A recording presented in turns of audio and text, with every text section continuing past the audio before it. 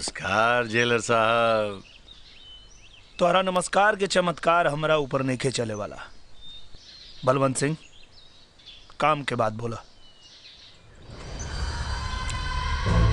हमार नाम आपके जवान पर चढ़ल बा, इससे बढ़ के चमत्कार और का हुई?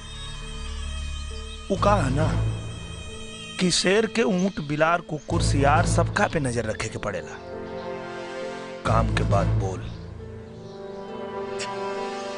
हमार बेटा आपके जेल में बंद बा और ओकरा के जेल से भगावे के बाद। अरे वाह, बड़ा समझदार बड़ा तू। और बहुत टेढ़ भी बानी।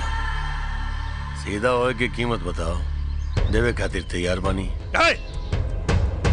हमरा के तोर बाप भी ना खरीद सके। दोबारा अगर हमरा सामने दौलत के घमंड दिखैले तो तोर जिंदगी झंड बना दे। याद रखिए। फटी लेकिन पावर ना घटी।